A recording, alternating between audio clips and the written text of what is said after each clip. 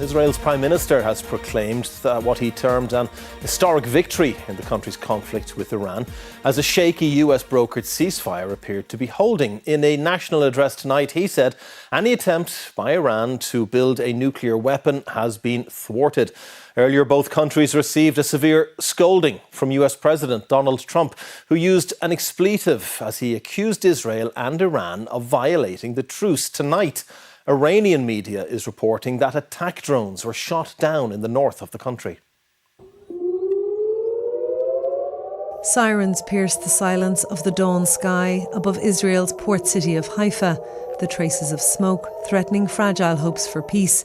Just hours after US President Donald Trump announced a ceasefire had come into effect, ending a 12-day war between Israel and Iran. "Please do not violate it," he wrote. Just last night, Iran was firing missiles at a US military base in Qatar, but with no casualties. It appeared that this retaliation may have been calibrated to allow de-escalation.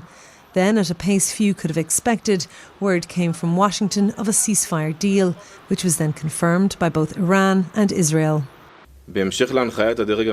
Following the directive of the political echelon, the ceasefire went into effect this morning. But within a couple of hours came an Israeli claim that Iran had fired a missile or missiles in violation of the ceasefire. As Israel promised to retaliate, Iranian state TV carried a statement from the Islamic Republic's most senior military body, denying that it fired any missiles after the ceasefire started, and Tehran countered that Israel had continued to strike it after the deadline passed. With the ceasefire he heralded just a few short hours before hanging in the balance, President Trump was clearly angry as he left for the NATO summit in The Hague, and he didn't hold back. I'm really unhappy if Israel's going out this morning because of one rocket that didn't land, that was shot, perhaps by mistake, that didn't land. I'm not happy about that. You know what?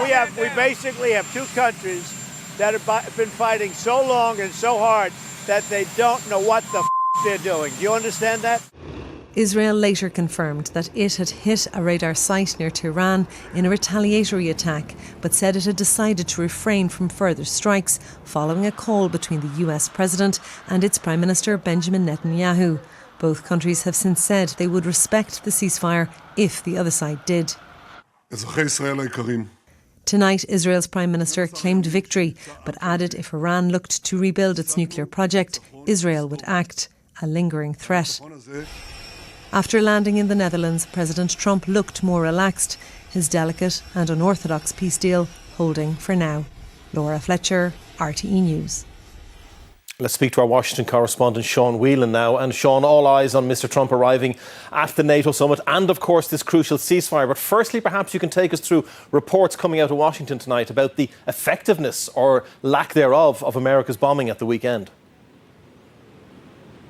Well, yeah, Ray, this is an initial assessment that has been leaked to CNN. A couple of sources involved with the Defense Intelligence Agency. This is an intelligence arm of the Pentagon. It's one of the 14 or so intelligence agencies and services that make up the US intelligence community. But their initial assessment, based on the battle damage information that they've got so far, is that the attack on the Iranian nuclear facilities by the US at the weekend didn't obliterate those facilities, as the president had stated, that they had set back the production of enriched uranium by about 3 months. That's their initial assessment. They've blocked the entrances to the Fordo plant underground, but they have no way of knowing at this stage what damage, if any, has been done to the chambers deep underground.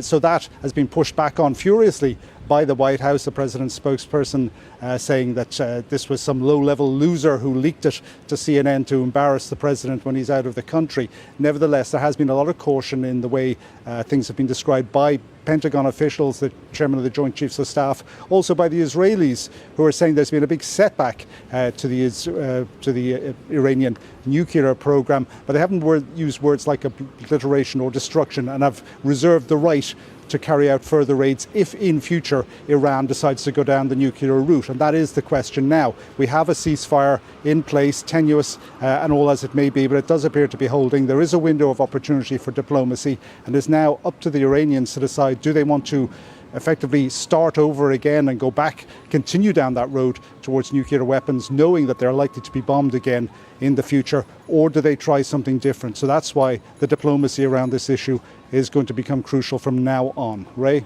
Sean in Washington, thank you.